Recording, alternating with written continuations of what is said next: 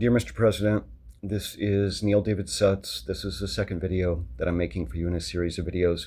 Since it's raining today in Washington, D.C., I've decided to modify my plans for where I'm going to go physically today and to share with you and anybody who is watching on your staff some very important pieces of evidence that are on the website.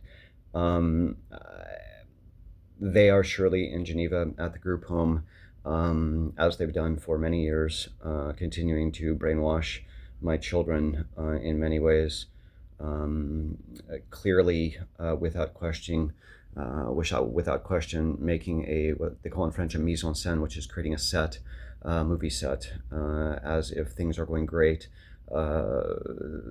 Something that's been a phrase, if you will, that was utilized by the editor-in-chief of the newspaper that wrote an article that was never published about the sexual and physical abuse, neglect, and mistreatment of my sons at the group home.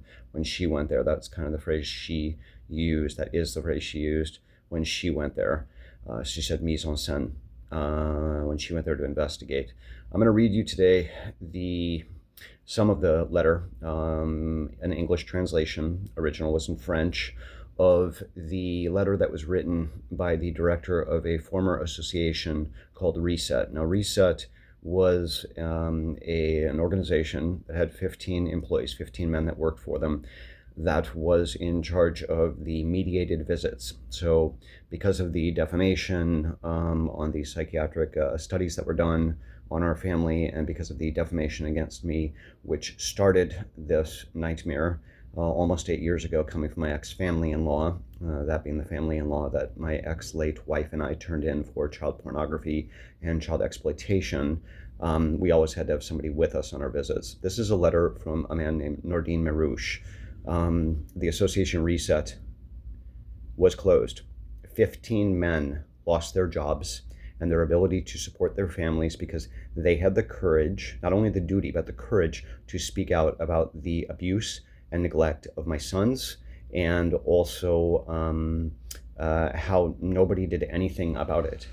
There was a meeting in June of 2023 in the summer, what's called a network meeting, a réseau, where all the different parties of the case, the SPMI, which is the Child Protective Service representatives, my son's court-appointed attorneys, who are both highly corrupt and part of the false narrative, psychologists, psychiatrists, etc., get together. This is part of what he said in his letter. And again, I'm reading this. The original French and the English version are posted on my website. I will also post them here on X. I'm learning how to use True Social. Right now I opened up an account, and as you probably know, I don't know if it's changed since I left Switzerland, but I couldn't become a member of True Social when I lived there. Living in Switzerland, as far as the ability to download the application, because it was outside of the United States. So with that being said, I'll read you the following. This time I actually do need my reading glasses because I'm going to read you his precise words. This was in reference to, it says, it was an email written to me, which was then distributed to all the parties. Subject of the email is the mediated visit of June 7th, 2023. There's a typo in the translation where it said 2024. It was not 2024. It was the summer of 2023, June 7th. Hello, Mr. Sutz. I am writing to you because, as a parental representative, you have mandated the Reset Association for mediated visits with your children in a private capacity for over a year under the cover of the SPMI, which means the SPMI, the Child Protective Services, uses this organization Reset for mediated visits, etc. But I paid them directly because the SPMI and the government wouldn't pay them. And if I didn't pay them for their time, I couldn't see my children, and my children wouldn't be able to see me at all. The SPMI, I continue, the SPMI has expressed in emails that it will take over the framework of the mandate, meaning pay for it, during the month of June at the time of the events that we indicate in the reports and assessments. To date, the SPMI has not signed a tripartite, it's a three-party contract for this monitoring, nor has it transmitted a financial guarantee to cover the period June, July, August of our intervention with you and your children. Simple. I am sending you again in this email the story of the mediated visit in June with your children, Corey and Skylar, supervised by the Reset Educator. The story gives clear indications of traces of bruises, injuries, and other hematomas observed on the bodies of the children, Corey and Skylar, this summer of 2023. During the network, which means the meeting that was at the Child Protective Service headquarters, the SPMI, during the network organized on June 20th, 2023 by the SPMI, there were representatives of the Foyer Pierre Gris, that's the group home where my children are being unlawfully and abusively detained, the curator lawyers of the children, Corey and Skylar, the court-appointed attorneys, yourself, the psychologist in charge of monitoring the children, your psychiatrist, and the children's teachers, their school teachers, the psychologist of the CCEAF in charge of the mediated visits on Saturday. The CCEAF is a similar organization that also mediated one of the twice a week, very brief visits that my sons were allowed to have with me. I'll get into the CCF a little bit later when I was blackmailed by them for 15,000 francs, and then they stopped mediating our visits. I continue. During this network, I clearly expressed my concern about the injuries noted by my colleague during the outing with the children and Mr. Sutz during his visitation rights on June 7th, 2023.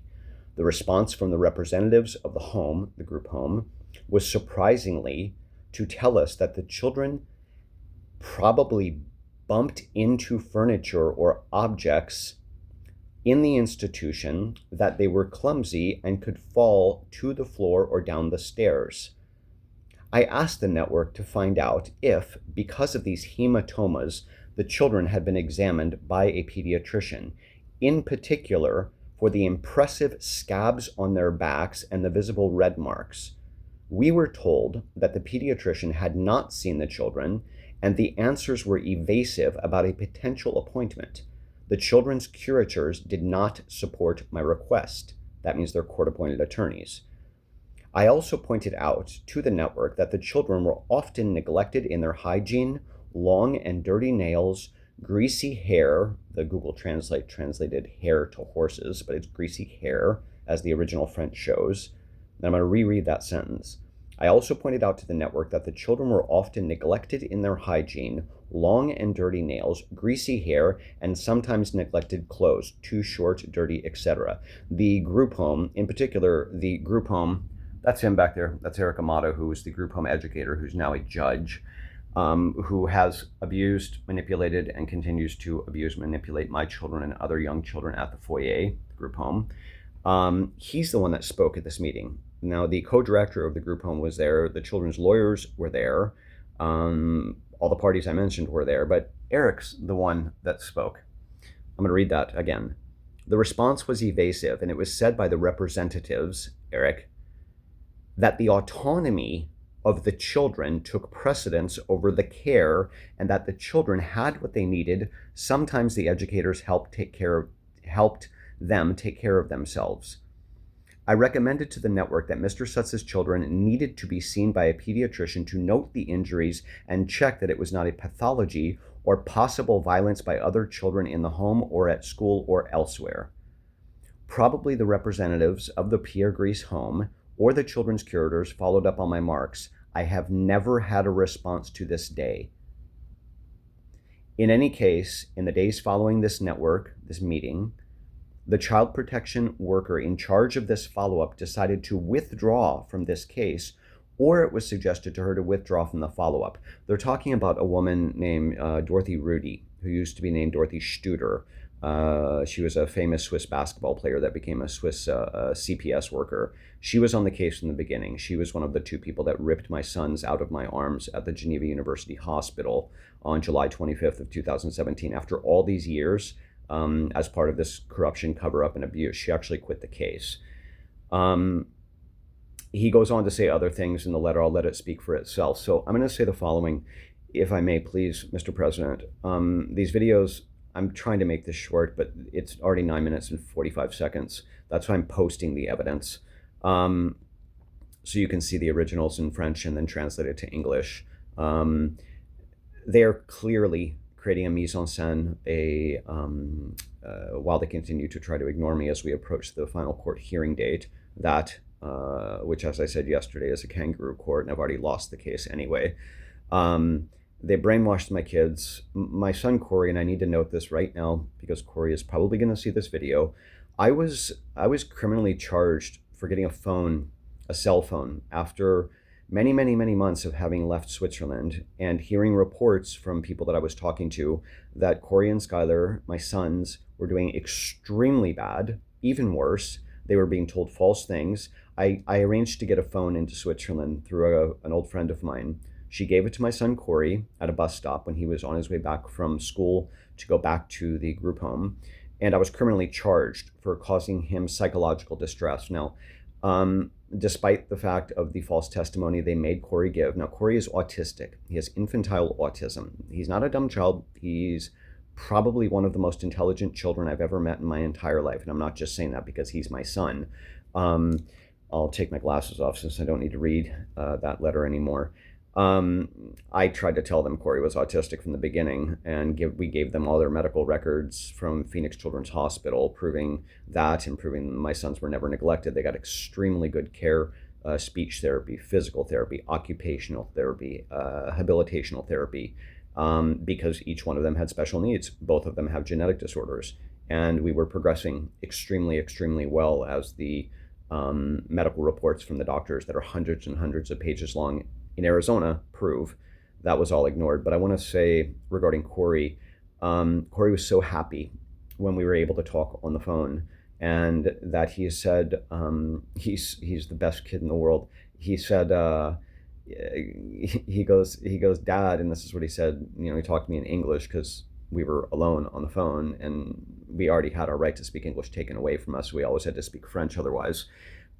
He said, Dad, he goes, I need to make sure that I hide this phone because Eric is going to really, really, really, really, il va se fâcher, which means he's going to get really angry if he finds out that we're talking. And at the end, as it turned out, I was criminally charged because when Eric found the phone, Corey, just like Skylar, just like all the children at the group home, are extremely afraid of these educators. It's been testified by other children, and I will be putting in public the other children's testimony on audio that was given to me by other parents, specifically one mother who has a child that testified many times that Eric Amato has molested him and other little boys at the foyer as well.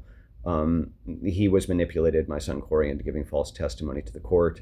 I was criminally charged for causing him psychological damage by giving him a telephone. The reason I gave him a telephone was clearly to stop the alienation and to let him know and remind him of what I had told both of my sons before I left, that Dad might have to leave for a while, Switzerland, because they knew that the judge, as they say, the judge, was never going to listen to Dad, and that the judge was never going to let Corey and Skylar come home. So with that being said, I'm going to post this video. I have to subtitle Corey's video so you can understand every word of it. That's going to take hours to do that because I have to go from French to English and then subtitle it on an editing program. In the meantime, I'll post other pieces of information. But I wanted you to hear that. That's just one of countless third-party testimonials of the abuse, neglect, mistreatment, manipulation, alienation, and indoctrination of my children, and how the entire system that is around my children has not only abused them, as he continues to do, and the entire system in Geneva, the entire government in Geneva is afraid of this man. You'll understand soon why, based on a protest that I found that he and his woke socialist friends did in 2015, where they threatened violence, physical violence against anybody that ever spoke against them. But I wanted to post this, and forgive me if my attitude today is intense. This entire situation should have never happened. And I am making these videos and putting this information in public for you, for Secretary Rubio, for anybody who can get this to you. There's going to be some very high-level people that have given testimonials, names you will know, including Garrett Ziegler, whom I'm sure you know very well. He worked in the White House. He's the Biden laptop report man. He's the man, and he was the first one that tried to help us. That was truly an employee of the White House, but unfortunately he found out about me and my sons and my ex-late wife after Biden and his coup regime stole the election from you in 2020, so it was too late. I thank you for your time and for what you're doing for our country to make America great again. I stand in complete humility and loyalty to you, to your administration, and to your agenda. And it gets emotional to talk about this. I pray, Mr. President, that you will, through one of the people who sees these videos and all of this information that is being put out, you will do what needs to be done, please, Mr. President, and order the Canton of Geneva, Switzerland, to immediately and unconditionally return my two sons, Corey and Skylar, to me here in America, where they can heal, where they can be back in the truth again, and the love and the caring of their family that is remaining. And their only family that is remaining is me, their dad. I did not abandon my children by leaving Switzerland, and I'll go more into that later. I went into it a little bit yesterday. I left because in Geneva, Switzerland, you cannot speak. And when you speak, you are retaliated against. This man back here, for me putting the truth in public about him, he actually went to the Attorney General and filed a criminal complaint for homophobia against me.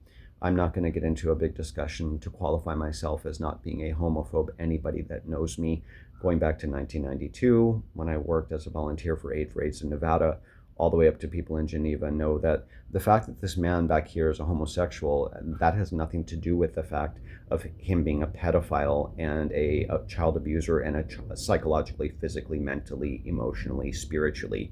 He could be a woman, he could be a heterosexual, he could be black, white, brown, Chinese, or anything else. It has nothing to do with it. This is the power of this man.